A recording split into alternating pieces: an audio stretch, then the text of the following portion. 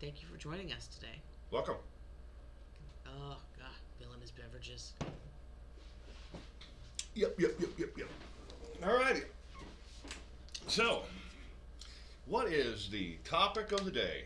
Bill and I don't have much of a topic today. We were just. I discussed an entire topic with you. We planned this. It's not a whole entire. How can we not have a topic now? We have a topic. We had a topic. We have a topic. Topic? It's not a whole entire topic. It's a whole topic. I don't know. What's the topic? Today's topic is autism awareness. Autism awareness. All right. What does that mean? Well, it means being aware that autism exists. Oh, okay? autism. You're all aware it exists, and moving on. All right. No, all right. Thank you. See you later. No, Autism Awareness Month is in April. World Autism Awareness Day was April 2nd, I believe, this year. So we're a little out of sync, but it's a topic. It's a topic that I think probably we should bring up more often. But it's also something that's going to be pertinent coming up here in October. Trick-or-treaters may be carrying around teal or blue pumpkins. Some autism. What is that for?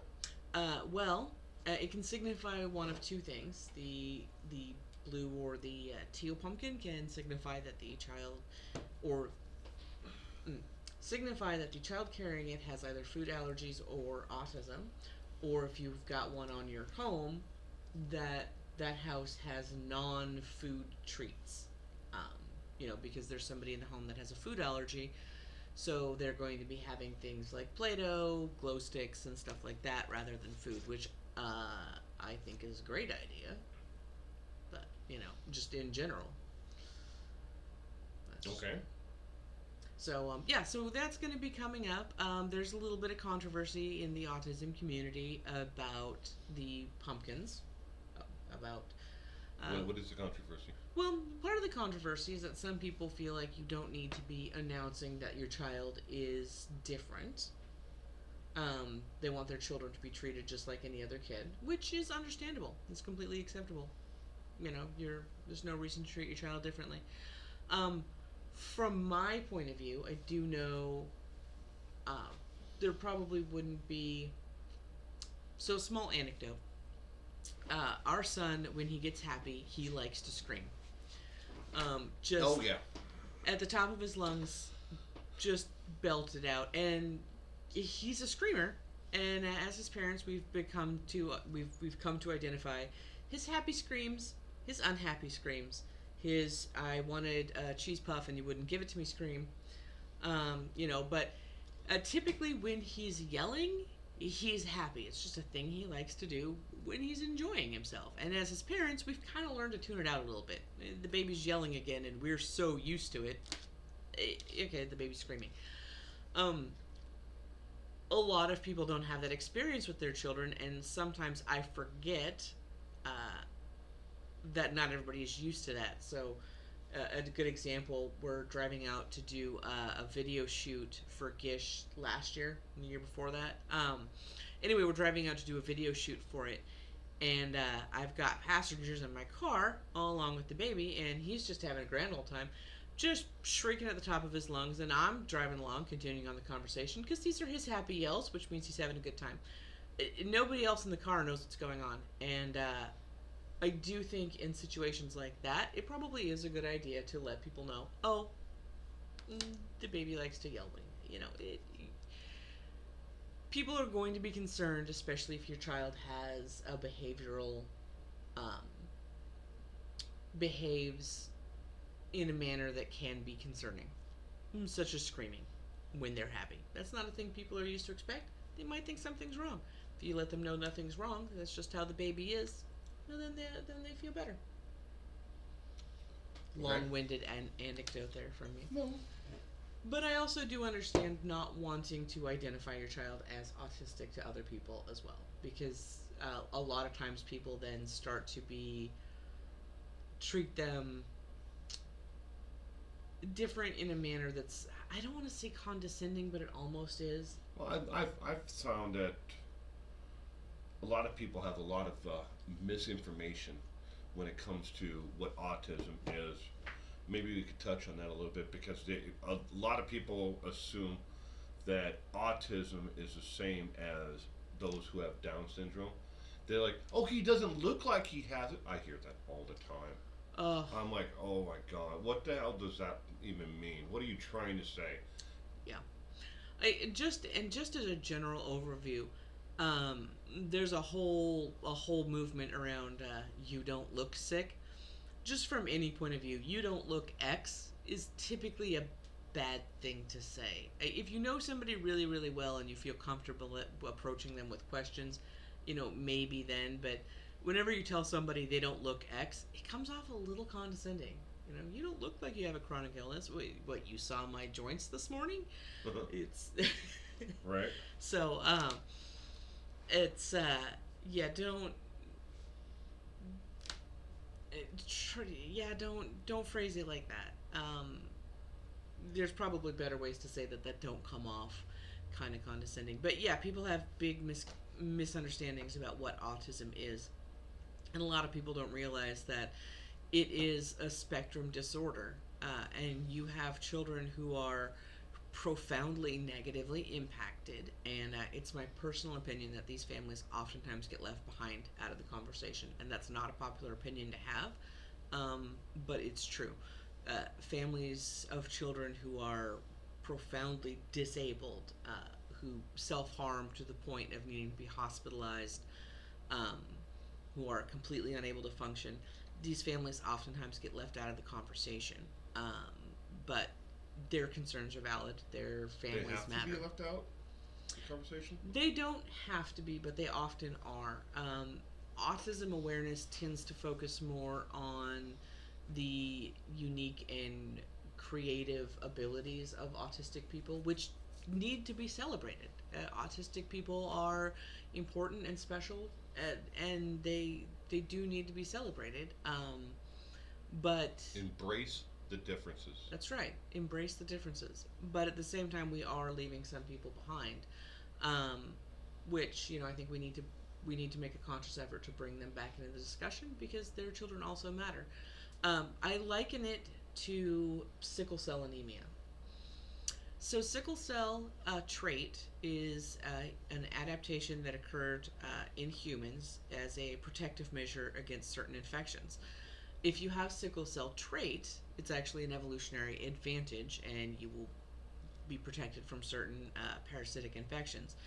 Conversely, sickle cell anemia can be profoundly debilitating. You can be hospitalized, have to have transfusions, your blood cells don't get the oxygen your cells don't get the oxygen they need because your blood cells can't carry that oxygen. It's the extreme end of the same thing. Sickle cell trait good, sickle cell anemia not good, but they come from the same mutation. And I liken autism to that. There are people where it is, in my opinion, an advantage. The world isn't built for autistic people, and I think it's our job to try and help make the world a place where they can function better. The world is not made for anyone with disabilities. Mm. I mean, mental, physical disabilities. If you have anything like that, if you just stop and pause and look around at the world around you, so much of how buildings are made and how people interact with each other. We don't. Yeah. We don't. It's not disabled friendly. Well, and here's something I think a lot of people don't realize is that we have the capability as a society to do better. We're in charge of how we behave as a people, and what disabilities we choose to embrace and make exceptions for. We can change that. A lot of people don't realize there's lots of disabilities that we have made exceptions for that we don't even think about anymore. A lot of people wear glasses. That's not, this 2020 vision, is that supposed to be the norm? And yet so many people wear glasses. Even as they age, your eyes don't work. Granted, we're not a predatory species anymore, but with everything that's happening up here, hell, if I could run anything down. Ah, there we are. Much better. So, as a society, we have decided that this is okay, and we make all kinds of allowances for people who have vision impairment. So, why can't we do that with other things? We certainly can, and we just need to make the effort. Um, everybody, everybody deserves to be able to function in society. Yeah, I agree with you Did I completely. get off topic? I feel like I got off topic. I just Well, you kinda, did a little bit, you kind of, zigs and zagged around a little bit, but mm, so back to autism, mm, the actual main subject of our conversation here. Now, when it comes to we know that autism is a spectrum disorder. mm-hmm. As we were you brought up. Um, do they know what causes autism? Um, so the best evidence that we have now lends it to be genetic. Um, there's currently the genetic research is still ongoing. Parents of children with autism, autistic adults, are welcome to participate in a number of genetic tracing programs that are looking to see if they can isolate. The current understanding is that autism is the result of an interaction of environment and different genes. Like with a lot of stuff, humans are, as a species, we're very environmentally reactive. Your genes don't actually do as much as people think they do, and yet they're also more complex. Genes typically just code for protein creation, and a lot of the other genes switch those genes on and off. Environmental cues will switch on certain genes or off other genes, sometimes before or after they should have, in an attempt to it's weird to describe optimize the organism, I guess would be the best way of saying it, but also super simplistic. It's one of the reasons why epigenetics is a thing. Epigenetics is adjusting your offspring basically for the environmental conditions that the parents encountered. Okay, so we don't know what causes it. It's genetic, but we haven't yet pinpointed all of the potential alleles. Oh, okay. Um, so it's not caused by the mercury that's in vaccines. There's not any mercury in vaccines anymore. They don't No, use. Jenny McCarthy said there was mercury in vaccines, and that's what caused autism. I saw it on her. You know, she's preached about it for years. She's So wrong. she's wrong. Yeah, I couldn't find out where she got her medical degree, but I'm sure she has one because she's been telling thousands and thousands of people, for years that how to live their lives and how they're, better, their children's lives. Okay, so mercury doesn't in vaccines don't cause it. Is there any way to be cured from it? Well, no, it's genetic. Oh, so the I'm not being flippant here, but um, I'm just going to stop that thought process there. Well, there are websites out there that tout home remedies for those with autism, and that you can cure autism with like mega doses of vitamin C and alike. So, if it's genetic, how are they going to change the genetic code? Well, you're not. You're not? Oh. And please don't feed your kids weird shit. Yeah, don't do that. Your kids trust you. Don't betray that trust by feeding them weird things. Talk to doctors. Doctors? What you do? Yeah. What do they go to medical school for? I know. I mean, it's all conspiracy. So, yeah, like I said, it's complex. Honestly, most of the autistic. Okay, let me roll that back. I recognize that we're lucky, ultimately, because there's families I've met whose children are so profoundly affected by their autism that they're just physically not able to care for them. You know, tiny 5'2" women who have, you know, whose children are adults but unable to function and extremely violent and have put their parents in the hospital. And again, it's not the child's fault. It's not like they're doing it on purpose. But you know, these parents have reached the point where they're physically unable to care for their child, and it's devastating to them. And I don't want to leave them out of the conversation because for us, uh, Taco's autism is part of what makes him special. It's part of who he is as a person, and I would never want to change that. I would never want to cure that because I love who he is as a person. But knowing some of the families I do and some of the struggles that they're under, I can understand why some parents would feel like they would need to because their children are constantly a danger to themselves and you want to do anything you can to keep your children safe. So I can understand why some parents might feel desperate. Um, the autism can't be cured, but maybe there's ways for those families who are profoundly affected and need help. Maybe there's ways that we can help them. I don't know what those are yet.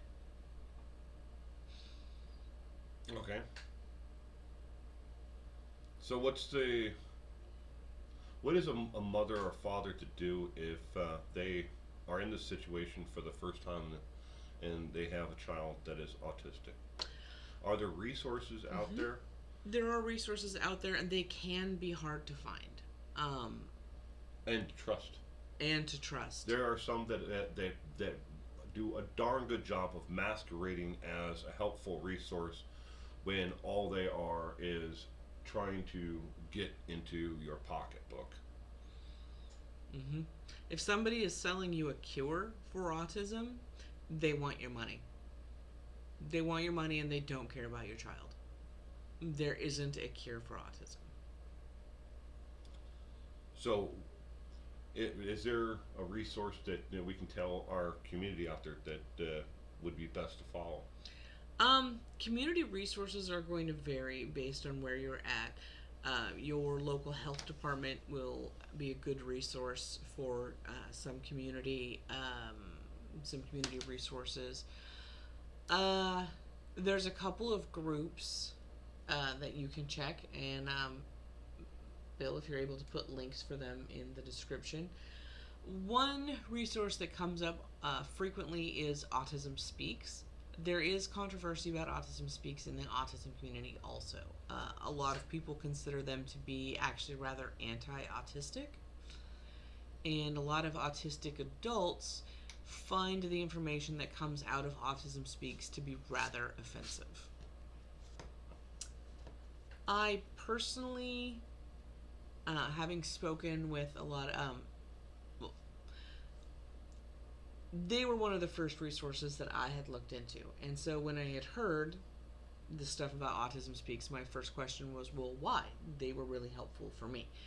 And then I started speaking to some people and getting their perspective on it. And one of the things that I kept getting from them was that a lot of the rhetoric coming from Autism Speaks makes it sound as though autistic people are broken. Um, and they're not. My son's not broken. Mm-mm. My No. son, my son is uniquely different, and he's mine. Nobody else can have him. He's mine. He Yeah. loves me more. You're just saying that because I've been working nights and you've been getting all the snuggles. Hey, the snuggles are from me. I get the snuggles. You can have snuggles on your day off. I don't get days off anymore. No days off for you. That's why you decided to want to work in the medical field. You work in the medical field, you guys get no days off during pandemics. Sorry. But I get all the snuggles. That's it. I quit. So, all right. So I'll put some links in the description below for helpful resources. are there good groups like out there where people can talk with the like on Facebook, Yeah. Instagram or anything like that, or I'm a member of a couple of Facebook groups for autism parents. One of them, I believe, just recently changed the name. I think it's Just for You Autism Mom now is what she changed the name to. It was a recent change, so I don't remember entirely. That's uh, kind of for people in this region, but there's people from all over that are in it.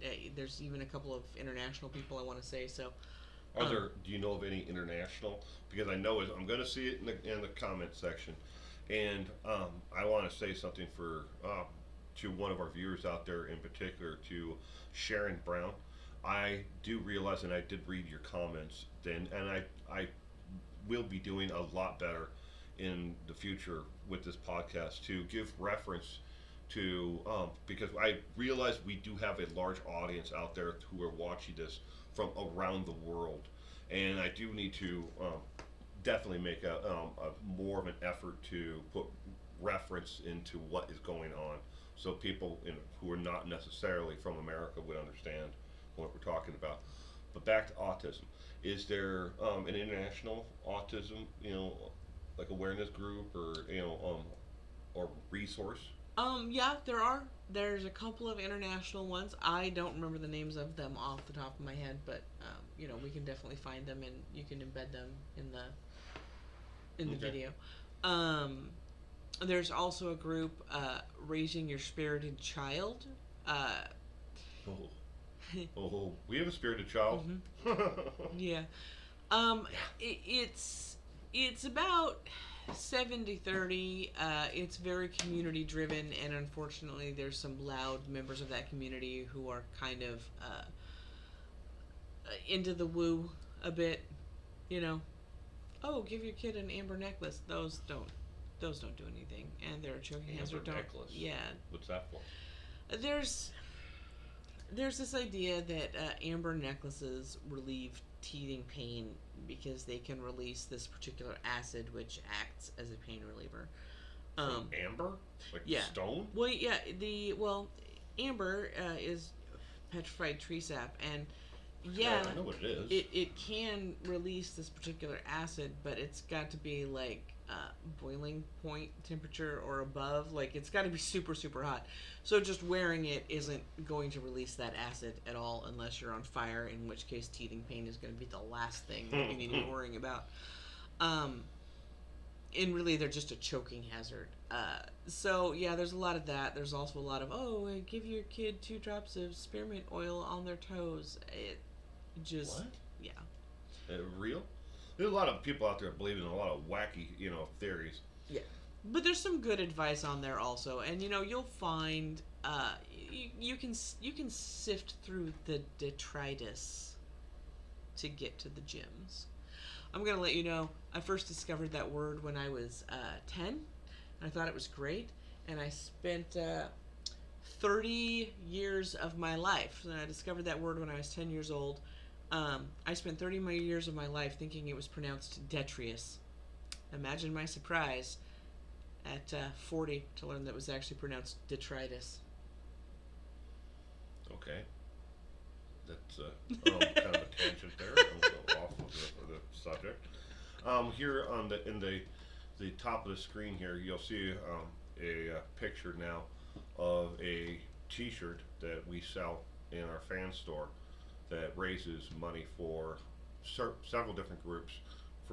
And one of the groups that we are actually raising money for is a local nonprofit that helps with children and their barriers to employment in life who have autism and other mental disabilities and physical disabilities as well. But and I'll put that picture up here on the screen in editing. You won't see it right now. You don't see it. I don't It's see not it. there. There's nothing It's there. not there. I know. I'll do it in editing. There's, So, okay. Autism, autism awareness is in April, right? Yep. International, you said? yep. International Autism Awareness Day is in April. All right. Is there anything else that you'd like to add? No. If it's genetic, do, can we cure it? No, you can't cure genetic diseases. Well, I mean, if Well, they find out what I causes wouldn't it, can even, they just turn that genetic, trait off? I wouldn't even consider it a disease, If we can really. pick, you can go and have a baby, and you say, I want blonde hair, blue eyes. If you can do that, why can't you turn off the autism, whatever causes autism? Well, first off, even that isn't as simple as you would think it is, because Mm. hair color and eye color in humans is also a spectrum with different genes getting toggled on and off at different points. Um, but when it comes to autism, which is a neurological, it's not even a disease. It's just a different. It's just a different neurological setup, I guess. It's different hardware. Uh, no, because those patterns are laid down prior to birth, and then you've got 3 to 4 more major neurological growth patterns after that. Um, and neurological growth patterns are happening and they're reactive. So they're reacting to both the child's genetics and the environment. There's a lot of autistic children are in speech therapy or behavior therapy or something like that, and that's going to help a little bit, to guide that. But you're not going to be able to substantially influence how neurons decide to lay themselves down and whether or not they decide to pair themselves back, which a lot of people think is one of the main things with autism, is that neurons are not pairing back after. So you've got these phases of massive growth, and then unused neurons get pared down, so it's just the used ones that are out. One of the theories is that you've got these massive patterns of growth, and then you don't have the subsequent die off, which is part of why perhaps a lot of autistic people have issues with not being able to filter stimuli, because they're just getting it, and it's just coming from all directions, and they don't have the hardware to pare it down. I noticed with our son that he, when he gets, when he is really stimulated by things that are new in his environment, sounds, lights, people, he tends to go off into a small area that he has built like a little den, between the couch and the actual recliner, and he'll go and he'll close himself into the little area just to and it helps calm him down. And we was talking on live stream one weekend with a couple of mothers that have children with Down syndrome and autism, and um, the blanket that we got our son, Mm-hmm. a lot of people don't know that those exist. Oh. Can you tell someone, tell them really quickly about the blanket? Yeah, we got Buddy a weighted blanket. It's basically just a comforter that has got a little bit of weight to it, not a whole lot, just a bit, and he likes to wrap himself up in that, and it kind of keeps him calm. Yeah. I'd never seen one or heard of it before. You got it, but he loves that. He'll drag that thing around the house with him. And sometimes he just puts it on his lap, and other times he'll wrap himself up in it completely, because it really helps him, especially when he's getting flustered when a lot of new things are happening around him. But all right, anything else that you might want to share, or do you want to end it there? I think we can end it there. What do you guys think? They're not answering. Yeah, thank you, anyways, everyone. I hope that something that we've shared today, might be helpful to you. And just remember, embrace the differences in each and every one of us. That's what we need to remember. Okay? Bye. You gonna say goodbye, or you just gonna say nothing?